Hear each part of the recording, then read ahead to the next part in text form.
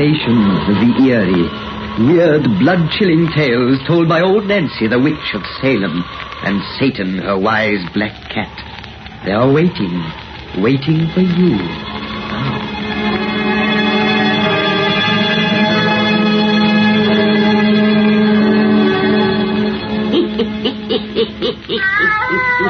And 102-year-old I be today. Yes, sir, 102-year-old. Well, Satan, now it's time to spin these folks another of our cheerful little bedtime stories. Douse out them lights so we'll have it nice and dark.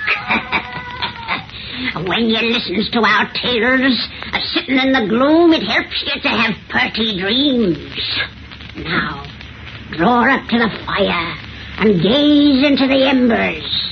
Gaze into 'em deep, and soon you'll be away out west in Michigan. And there, in a fine big house where there's a party going on, begins our yarn called Rat in a Trap. Rat in a Trap!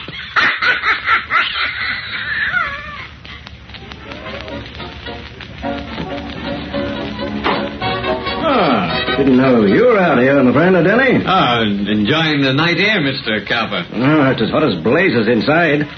But young fellas like you should be in there dancing in spite of the heat. I'm afraid I'm not much of a dancer. You mean when the only girl you care to dance with doesn't happen to be around, eh? Son, you're certainly a model for husbands. Too bad Lucy didn't come in with you this morning. She'd have enjoyed this. I wish she had come along the way things turned out. But you know I expected to return on the late afternoon train. I'm glad you missed that last train, so we can have you here tonight. Yes, it's nice to be here, but this is the first night Lucy and I have been separated since our marriage. Nowadays, ladies have the vote. One of the first things a rising young lawyer with political ambitions must learn is not to appear too much married. I forgot that you're trying to make me president someday. I may, but right now we'll compromise on United States Senator. Seriously, son, you have the stuff, and people have begun to talk about you. You're pretty young for the job, but I've about decided to run you for prosecutor next election. Think you can make good? I? All I can say is that I'll do my best. That's pretty fair from what you've shown so far, but, Dan, you have a couple of faults that won't fit so well in the district attorney's office. Oh, what do you mean? You know, you've shut off your mouth a lot about certain disagreements you have with our criminal code. Well, I've said that our laws are unfitted to the crimes they were designed to control. I've said that because I think it.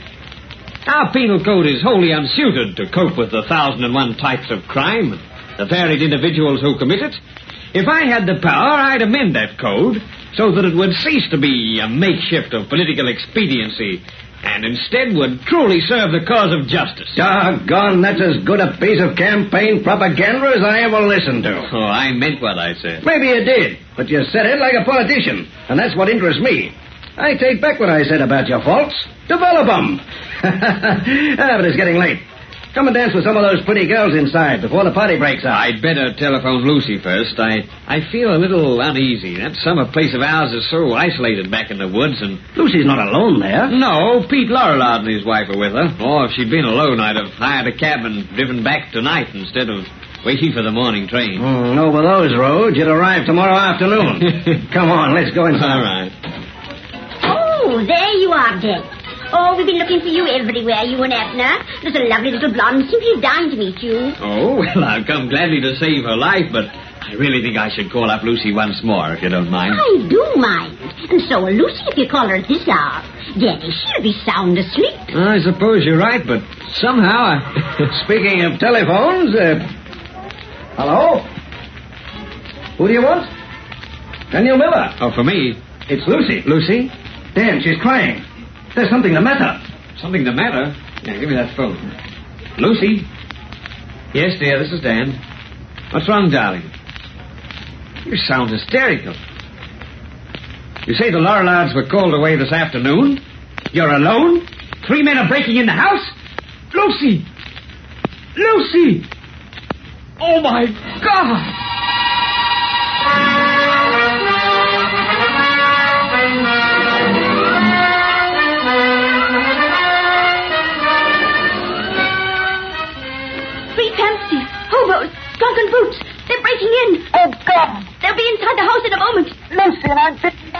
Yes, you can't help me, and I can't help myself.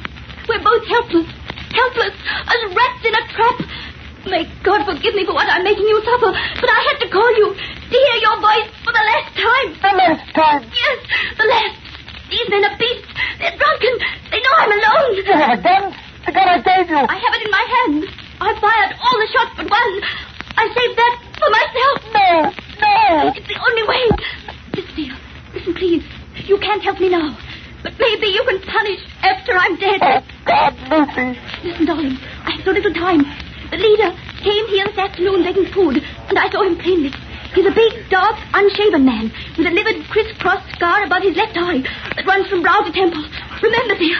Remember. Oh, Lucy. Wait. Mr. Lorillard drove him away. Then the Lorillards were called to town. The man had been watching. He came back with two others. One, short with red hair. The other, a blonde man with a limp. Remember, dear. Remember. They're in the house. Lucy. The lock to this door won't hold a moment. They're beating at it now. The door is giving. I have the gun ready. A bullet through my head. They can't hurt me. Lucy. Remember them, dear. Remember. They're here. Please, Dad. I love you, dear. Goodbye. Lucy.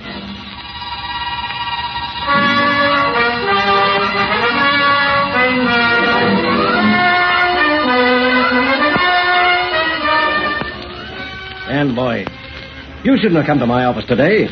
A man who's just spent 6 months in the hospital has no business to even poke his nose outside of doors. I'm quite strong now, Mr. Cowper, and I had to come and have a talk to you. While I was in the hospital, out of what you thought was kindness, you censored all police reports to me. Now I want you to tell me whether they honestly expect to ever find the creatures who caused my wife to put a bullet through her head. Danny, I want the truth. All right, son. I won't lie to you. I've kept the cops working on this case as they've never worked before. They haven't fallen down because they've never had a single worthwhile clue to work on. When they arrived at your house in the woods that night, the men who broke in had disappeared. We assume they were hobos of the most depraved type. But that's all we know about them. We found no fingerprints. We have no clue to their appearance even. Except the meager description of poor, frantic Lucy. Yes. A meager description of poor, frantic Lucy. A big, dark man with a livid, crisscross scar above his left eye that runs from brow to temple. Remember, dear. Remember. One a short man with red hair. The third a blonde man with a limp. Remember, dear. Remember. Son, the cops have picked up hundreds, whom they've been forced to turn loose again. There's no evidence of any kind. If we had the guilty brutes before us in this room, we couldn't prove it without their own confessions. As a lawyer, you know what we're up against. An impossible job for lawyers and police. And if our law could catch them in its net, the code provides no punishment to fit their crime. Goodbye, Mr. Cowper. Goodbye? Why, you say that as though we mightn't meet again. We may not. I'm leaving town tomorrow. I've got a job to do. Say, look here. You haven't a crazy idea that you can find those men yourself? Dan, to locate those three brutes and secure evidence against them, a man might have to search the hobo jungles of this country an entire lifetime. I know how bitter you feel, son. But the past is past. And grief and hatred won't unmake it. I've got big things in store for you, boy. Pick up the threads of your normal life again. Think of your future, your career. My future's to remember. My career's to repay. Goodbye, Mr. Cowper.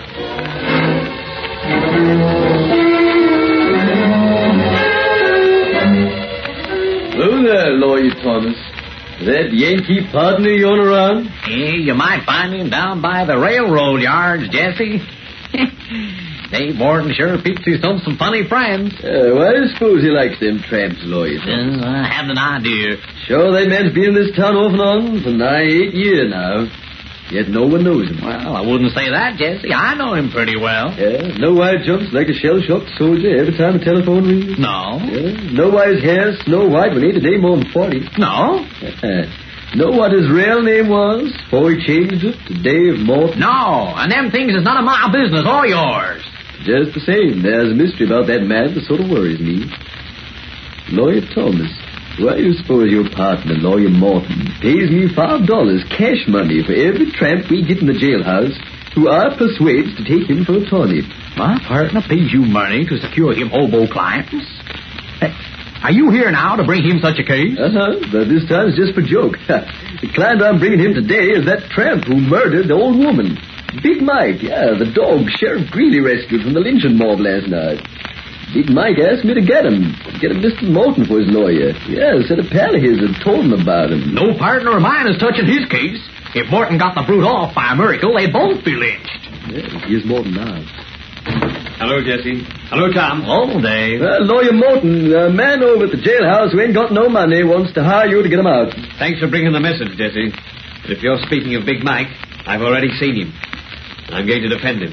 You're going to defend Big Mike? Yes, Tom. Lawyer Morton, you're joking. Dave, you're mad. The man is guilty. Guilty as hell. I'm going to save him from the rope because I like his looks. He's a big, dark man with a scar above his left eye. A livid, crisscross scar that runs from brow to temple.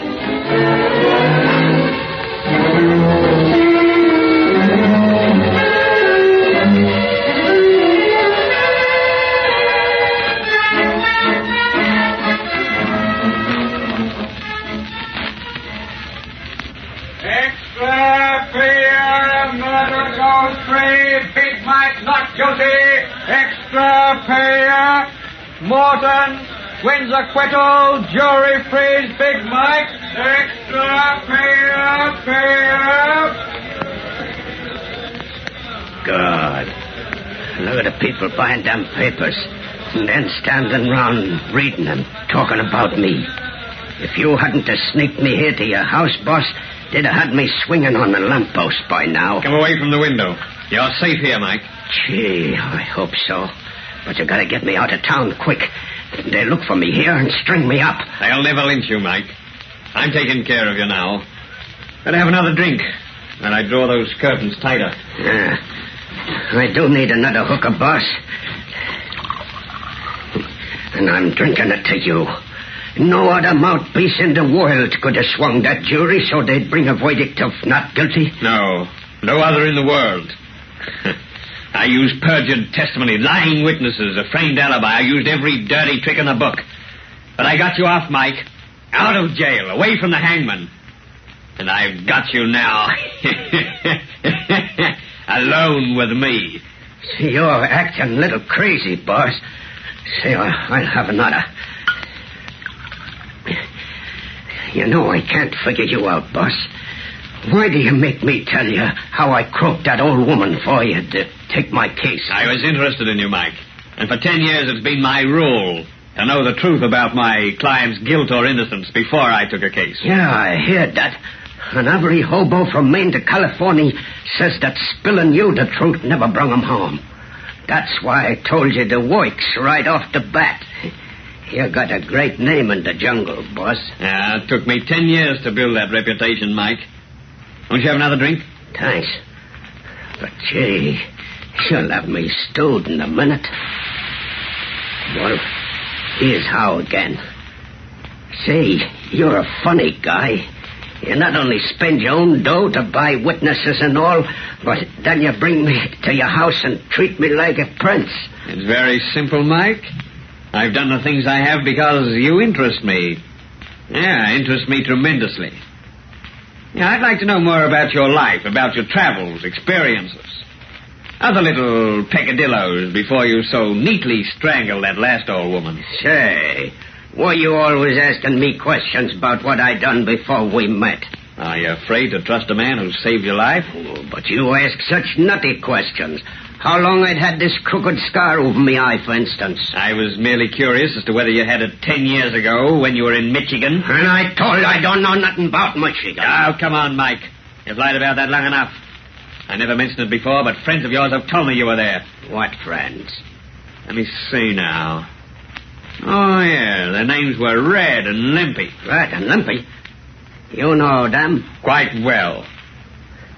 I haven't seen them lately. Have you? No. Neither has anyone else. What do you mean? That they disappeared from the road, and they ain't in jail nowheres. They're just gone. What'd I tell you about me in Michigan? The most interesting story I've ever heard. About a house in the woods. And a woman. They told you that, eh? Yes. Have another drink. I'll open this fresh bottle and join you. Suppose you tell me about your Michigan adventure. I didn't have no part in it. I didn't... Here's your drink, Mike. I must be off my nut to be afraid of you. I got reason to trust you. And I need help about that Michigan job. Need it bad. Listen, the word's gone round that dame's husband has been searching ever since it happened.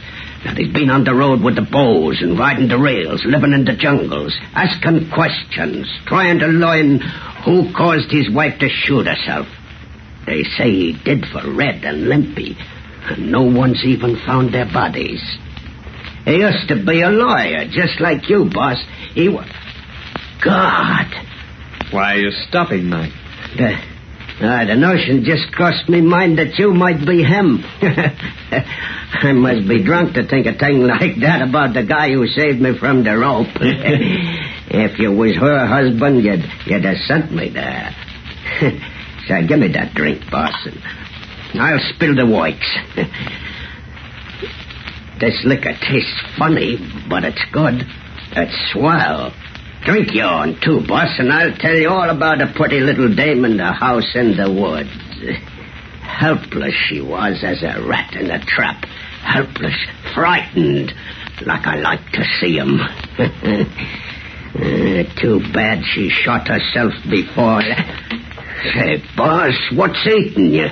You crushed that glass in your hand as if it was paper. And your eyes look crazy. See, what you pulling them curtains on the wall for? So you can see what lies behind them. Just a couple of plaster statues of two guys' heads and shoulders. But the faces is all gone, so the bones are shown through. What happened to those faces? You're going to find out, Mike. Just as Red and Limpy learned. Red and Limpy? These busts are their death masks. Taken in soft plaster. After they'd lain here helpless. Helpless. Helpless as rats in a trap. And you're going to lie here, helpless, while your punishment fits your cry. God, you're the guy... I'm the husband of the girl you brought to death. I'm going to get out of here. You can't. You can't rise from that chair. You dope me liquor. I can't move. I'll move you. Down to my cellar below.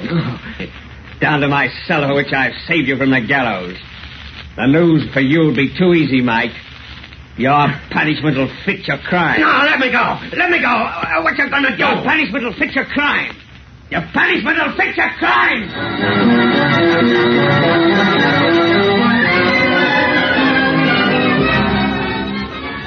You can't see a thing in this cellar, can you, Mike? And no one's so helpless as when they're in the dark. I want you to be very helpless, Mike. More helpless than a rat in a trap.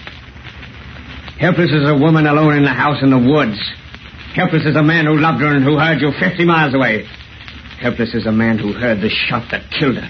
He couldn't raise his hand to save her. What you gonna do to me? You got me tied to stakes and spread eagle on the floor. But how you gonna kill me? What you gonna do? You're struggling, Mike, but your bonds will hold. I tied them very tight. What did you do to Red and Limpy that you're gonna do to me? In them plaster busts upstairs, what happened to their faces? Guess, Mike, guess. If you don't tell me, I go nuts. Nuts, I tell you, raving nuts. Oh, no, you won't. Not for many hours. I've investigated the length of time required to drive men mad. Your brain's undeveloped, so it'll take you longer than most. Help! God, if I could only see you. You're putting something over me head. Yeah, part of a little apparatus that made Red and Limpy featureless. Use your imagination, Mike. You may guess how it's done. Oh, God, why don't you curse at me, beat me, kick me, do something I can understand? What are you going to do to me when you leave me? How am I going to die? When I reach the top of these stairs, you'll know. When I open the secret panel, it will soon be the door of your tomb. Then you'll have a moment's light. Just enough for a quick, short glimpse around you. Two skeletons beside me. The bones of Red and Limpy. What else do you see? There's a cage coming over my head. A cage like a rat trap. Oh, it is a rat trap. A rat is in it. A rat is in the cage with me. And soon he'll be crawling over my head and biting. Ah! That's what happened to the other faces. A rat. No! Don't leave me in the dark waiting helpless, guessing when that rat's going to start a bite. That's your punishment, Mike. Oh! Goodbye. Ah! The third, Lucy. And the last. I remembered. And I repaid. Martin! Dave Martin! Martin! Yes, Tom. I hear you. For God's sake, let me in! Quick as you value your life! I'll let you in, Tom. What's the matter, Tom? What you knew would be the matter when you got Big Mike acquitted. A lynching mob is formed and a tenant for this house. They won't find Big Mike here. He's gone. They ain't after him. They're coming here with the rope to hang you, Dave. They can hang me if they want to, Tom. They think I wish to live. I don't. Why, you're talking like a fool. Come on. There ain't time to talk. But I want to talk, Tom, about imagination. Imagination that can see a living rat in a crumpled old grey rag and mutilated human faces in two old broken plaster busts of poor blind justice. Imagination that kills more horribly and surely than if the things it sees were real. Dave Martin, I think you're mad. That mob is almost here. And if they find you, they'll hang you to a tree. Keep away from that front door. Here, what are you going to do? I'm going to meet them.